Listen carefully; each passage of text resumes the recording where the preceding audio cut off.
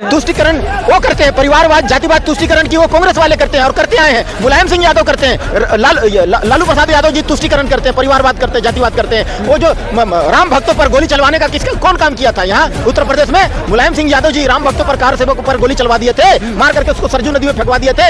एक कांग्रेस क्या किया था, एक दिन में उनकी सरकार में एक दिन में 10 लाख हिंदू को मार के भगा दिया जम्मू कश्मीर से। और उसके बाद में जो है आपको गणपति जी महाराज गए थे संसद भवन में घेराव करने के लिए कि भाई इंदिरा गांधी जी को बोले थे कि आपकी अगर सरकार बनेगी तो जो है गौ हत्या बंद करवा दीजिएगा। तो मिला क्या, जो गए संसद भवन में वादा याद दिलाने के लिए, तो गणपति जी महाराज के अनुयायी उनका नेतृत्व में 10,000 साधु संतों के ऊपर में गोली चलवा करके जान से मरवा दिए। तो ये जो है तो सिर्फ हिंदुओं को मरवाए। तो ये दुश्मन और असली दुश्मन जो है ना, सनातन का दुश्मन जो है ना, ये कांग्रेस है। 1984 में सिखों को मारा, बताइए, पकड़ पकड़ के जिंदा जला दिए। ये राजीव गांधी जी उस समय थे, कहते थे कि बड़ा पेड़ गिरता तो धरती हिलती है। तो तुष्टिकरण के तो परिवारवाद की तो ये राजनीति करते हैं। तो ईवीएम साफ सुथरा है, कोई दाग नहीं है, दूर दूर तक कोई दाग नहीं है। लेकिन ये चाहते हैं विपक्षी वाले, इंडिया अलायंस गठबंधन वाले चाहते हैं कि बैलेट पेपर वाला जमाना आ जाए ताकि उसको लूटने में सुविधा हो, और अगर नहीं लूट पाए तो उसमें इंक डाल दिया जाता है कि ताकि सारा वोट खराब हो जाए। तो ये यही चाहते हैं। अरे आज जमाना कहां से कहां चला गया, डिजिटल जमाना आ गया और आप बोलते हैं कि सिर्फ बैलेट पेपर से। अरे ईवीएम जो है ना, अगर आप गलत साबित कर दो, आप चलो मेरे साथ। अगर आपको ऐसा लगता है कि ईवीएम अगर गलत है तो मेरे साथ चलो, मैं खर्चा दूंगा, गाड़ी कार रिजर्व मैं करूंगा। आप चलिए चुनाव आयोग का ऑफिस चलिए, आप उनका हेडक्वार्टर चलिए, चल करके आप उसको गलत साबित कर दीजिए, उसको गलत साबित एक दिन में कर दीजिए और आप नेशनल हीरो बन जाइए।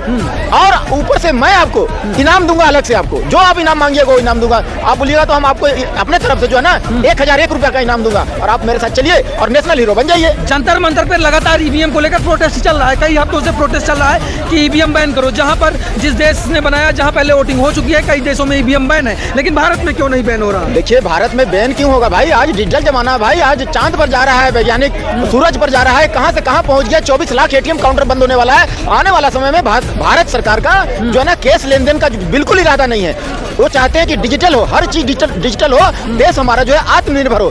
गाड़ी लगातार तेजी के साथ बढ़ रही है, बेरोजगारी बढ़ रही है। 15 लाख की बात की थे, 15 लाख भी नहीं आए खाते में। देखिए, हम 2024 से पहले 2014 जब इलेक्शन हुआ ना, नरेंद्र मोदी साहब जब आए, प्रधानमंत्री जब बने नरेंद्र मोदी साहब 2014 में, उससे पहले हम मैंने कलेक्टर थे। अच्छा। अरे बाप रे, मेरा 4 बॉडीगार्ड एक साथ रहता था। और जब मोदी की सरकार आ गया तो हम भी बेरोजगार हो गए। हाँ जी, हम भी बेरोजगार होकर घूम रहे। 4 बॉडीगार्ड था, बड़ा सा बंगला था मेरे पास, और हम कलेक्टर थे पूरा। हाँ, और जो है ना नौकर चाकर को तो लाइन लगा हुआ था, और इतना मोटा 2-2 किलो का सोना का चैन पहन के घूमते थे। हाथ में मोटा सोना का घड़ी था, 5 उंगली में सोना का अंगूठी था 2014 से पहले। और अब जैसी मोदी की सरकार आया तो हम बेरोजगार हो गए। अच्छा जी।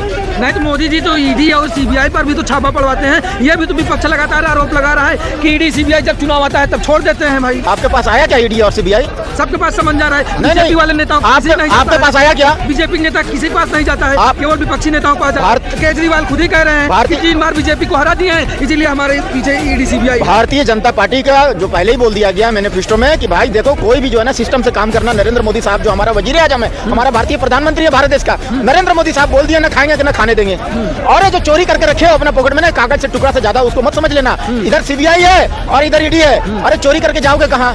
जितना बेरोजगार घूम रहे हैं ना, सबको इसी काम में लगाऊंगा और जो है हलक में हाथ डाल करके एक पैसा का हिसाब लूंगा। यहाँ का जनता का जो पॉकेट काटे हो, चोरी किए हो ना, एक पैसा का हिसाब जो है ना इस देश का आवाम को देना पड़ेगा। और चोरी किए हो तो कागज से टुकड़ा से ज्यादा नहीं है। और जो है ना ईडी और सीबीआई जो बार बार इस पर आरोप लगाते हैं, ये इंडिपेंडेंट काम करने वाली संस्था है, और जिसके खिलाफ में सबूत है ना, उसको सबूत और मैंने जो है ना एविडेंस के साथ में ये काम करती है। ऐसे हवाई काम नहीं करती है, और ये मोदी सरकार के अंडर में नहीं आता है, ये बात जान लीजिए। हाँ, नहीं तो ईडी सीबीआई का चलता है, लेकिन कहते हैं बीजेपी वाले सब दूध के धुले हैं, कहते हैं उनके यहाँ नहीं जाता है। जहाँ जहाँ गैर सरकारें हैं, जहाँ बीजेपी की सरकार नहीं है, वहीं पर लगातार चलता है धंधा। मोदी जी पहले बोल दिए हैं कि भाई हमारे जो समर्थक हैं, पहले वार्निंग दे दी है, कड़ा वार्निंग दे दी है कि नमक रोटी खाओ लेकिन गलत काम मत करो। कोई ऐसा काम मत करना जिससे कि भारतीय जनता पार्टी की छवि खराब हो, भारतीय जनता पार्टी का जो है ना माने चादर मैली हो। ऐसा काम कभी कोई मत कर देना, सावधान कर दिए। ये तो कहते हैं कि ये सब कुर्सी की राजनीति है, बस केवल कुर्सी के सियासत के लिए ये सब किया जा रहा है। देखिए, बोलने वाले तो बहुत कुछ बोलेंगे। अभी 2024 इलेक्शन आने वाला है, तो अभी बहुत कुछ ऐसा देखने को मिलेगा जो कि वास्तव में होता नहीं है, और वो आपको ऐसा देखने को मिलेगा। बहुत कुछ अभी आने वाला है। अभी तो देखते रहिए, अभी खेला होते रहेगा। अभी जब जेडीयू और तेजस्वी जी का गठबंधन हुआ था, आरजेडी का, बड़े मन से बीजेपी वाले गाली दे रहे थे, कह रहे हैं अब आरोप लगा रहे हैं इंडिया गठबंधन जो है, तमाम टिप्पणियां निकल के आ रही हैं। अमित शाह का बयान भी वायरल हो रहा है कि पलटू राम थे, पलटू चाचा पलट गए थे, उन पर भरोसा न कीजिएगा। नीतीश कुमार जी जो है ना हमारे चचा हैं और वो कभी गलत है नहीं, वो कभी। अमित शाह जी का वीडियो वायरल हो रहा है, बता रहा हूँ, ये सब राजनीतिक स्टंट है जो कि आपको दूर से देखने में लगेगा कि ये कुछ और है, लेकिन रहता कुछ और है। ये राजनीतिक स्टंट है। नीतीश कुमार जी कभी भी भारतीय जनता पार्टी से अलग नहीं हुए हैं और वो भारतीय जनता पार्टी से शुरू से साथ में रहे हैं। ये बस पता लगाने गए थे कि परिवारवाद, जातिवाद, तुष्टीकरण की राजनीति बिहार से कैसे खत्म होगी, ये पता लगा करके अपना मिशन पर थे और काम कर करके अपना वापस आ गए, काम करके वापस आ गए। काम जो है ना करने गए थे भारतीय जनता पार्टी का। मोदी जी ने हनुमान फिर हम बोले किसी हमको बात नहीं करना है, हम अपना बात रख रहे हैं। अच्छा। हाँ, तो वो जो है भारतीय जनता पार्टी का मिशन पर थे। जब मिशन खत्म हो गया, उनका पता लगा लिया कि हाँ भाई कहाँ छेद है, उस छेद को बंद करने से जाकर के परिवारवाद, जातिवाद और तुष्टीकरण खत्म होगी। हाँ, तो जो लालू प्रसाद यादव जी का जो है ना, आप अगर वोट दीजिएगा बिहार में लालू जी को, तो उनका परिवार जो है ना चीफ मिनिस्टर बनेगा, उनका परिवार आगे बढ़ेगा। और मोदी सरकार को अगर वोट आप देते हैं तो आपका बाल बच्चा के बारे में सोचा जाएगा, आपका परिवार आगे बढ़ेगा। कहते हैं हिंदू मुस्लिम की खुद तुष्टीकरण की राजनीति करते हैं, हिंदू मुस्लिम की राजनीति है। तुष्टीकरण वो करते हैं, परिवारवाद, जातिवाद, तुष्टीकरण की वो कांग्रेस वाले करते हैं और करते आए हैं। मुलायम सिंह यादव करते हैं, लालू प्रसाद यादव जी तुष्टीकरण करते हैं, परिवारवाद करते हैं, जातिवाद करते हैं। वो जो राम भक्तों पर गोली चलवाने का किसका कौन काम किया था यहाँ उत्तर प्रदेश में? मुलायम सिंह यादव जी राम भक्तों पर, कार सेवकों पर गोली चलवा दिए थे, मार करके उसको सरजू नदी में फेंकवा दिए थे। एक कांग्रेस क्या किया था, एक दिन में उनकी सरकार में एक दिन में 10 लाख हिंदू को मार के भगा दिया जम्मू कश्मीर से।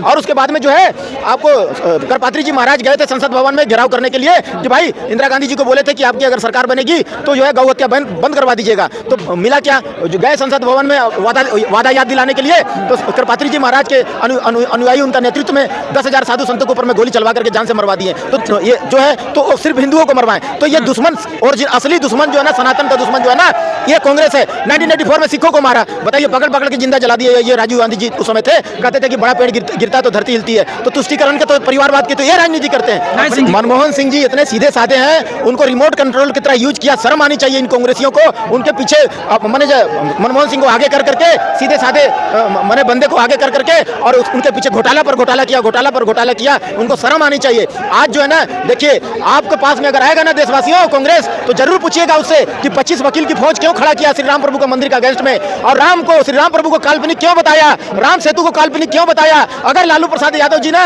उनका कोई चला आएगा आपके पास वोट मांगने, तो उनसे पूछना मेरे देशवासियों कि तुम जो है ना ये चारा घोटाला क्यों किया और परिवारवाद, जातिवाद, तुष्टीकरण की राजनीति आज तक क्यों किया। आज तक बिहार को आगे क्यों नहीं बढ़ने दिया। यहाँ का जनता जो है ना, ट्रेन में भर के लेबर जो है ना दूसरे स्टेट में जाती है, हड्डी तोड़ मेहनत करती है, 10 रुपया 20 रुपया के लिए वहाँ गाली सुनती है, अपमान सहती है। और अगर अखिलेश यादव जी का कोई पार्टी अगर आपका दरवाजा पर अगर वोट मांगने पहुंचे, तो उनसे जरूर पूछना कि राम भक्तों पर गोली क्यों चलवाया। लेकिन ये भी तो कहा जा रहा है कि अखिलेश जी कहते हैं कि पिछड़ा दलित अल्पसंख्यक के साथ लगातार अन्याय कर रही है बीजेपी सरकार। भारतीय जनता पार्टी सबका साथ, सबका विकास और सबका साथ लेकर चलना जानती है, और उनका मैनिफेस्टो में कहीं दूर तक परिवारवाद नहीं है। और आने वाले समय में ये जो कांग्रेस जो काम किया है, ये कहता है कांग्रेस की वापस हमारा सरकार आएगा तो 370 वापस फिट कर देंगे। अखिलेश जी कहते हैं कि राम मंदिर रुकवा देंगे। तो ये जो है ना, इनका सब मनसा जान गया है। गोस्वामी तुलसीदास जी कहती है रामायण में कि उग्रही अंत न होई निबाहु, काल नेमी जमी रावण राहु। काल नेमी का भी भेद खुल गया, रावण का भी भेद खुल गया, राहु का भी भेद खुल गया। वैसे इन ठगबंधन गठबंधन, इन टुटपुंजियों का, चिरकुटों का भेद जो है खुल गया है, और 2024 में इनको कान पकड़ के देश से बाहर फेंक देगी।